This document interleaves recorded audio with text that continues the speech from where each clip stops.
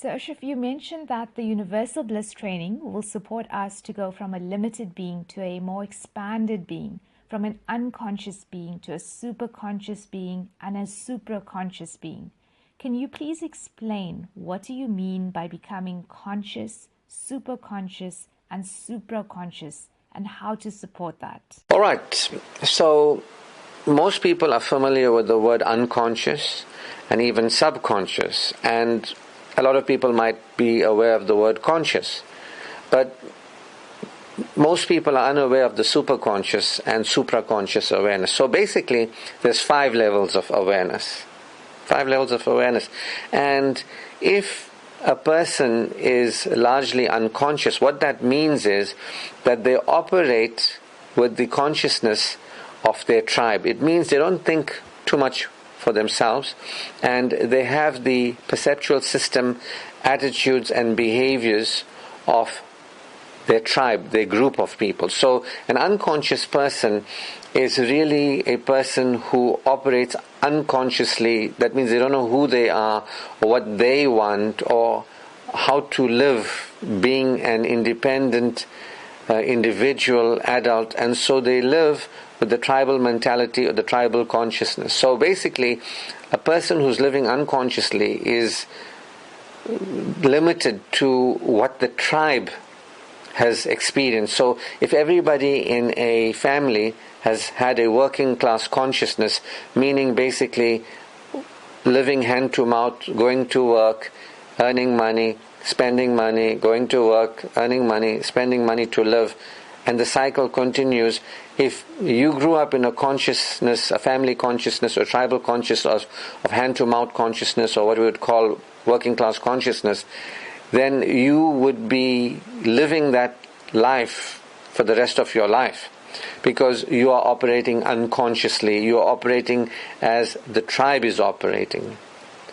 So sometimes people might be in a tribe, let's say, of people who have a much more freer relationship with money. Let's say you could be in a tribe of business people or even professionals. However, you are in some way living below that tribe.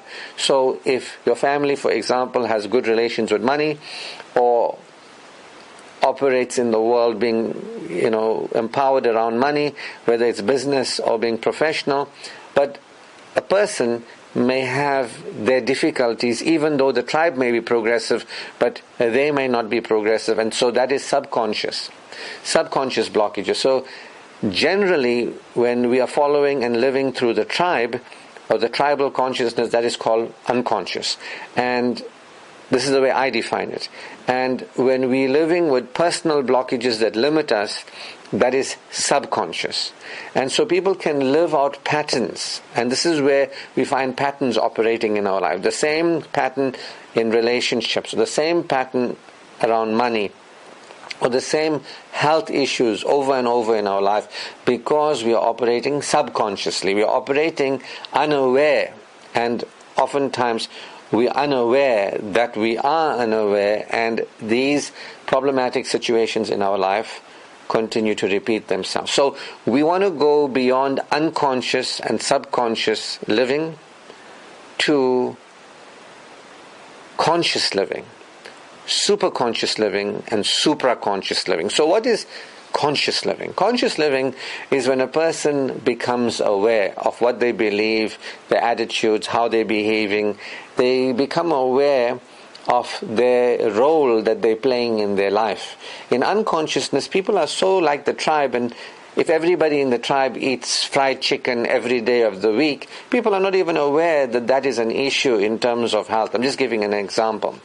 But once you become conscious, for example, that eating fried chicken every day of the week could be is a health hazard, you might decide, becoming health conscious, not to do that.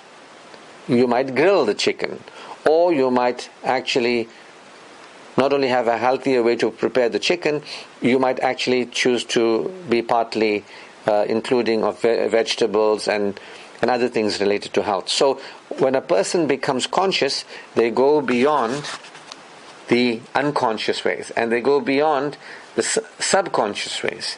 And when a person becomes conscious, they are moving towards being more independent, more adult, more their own being, and thus they can go beyond tribal patterns or individual patterns of subconsciousness, tribal patterns of unconsciousness, and individual patterns of subconsciousness. They can go beyond that. The more conscious you become, the more freer you are to live your life more freely.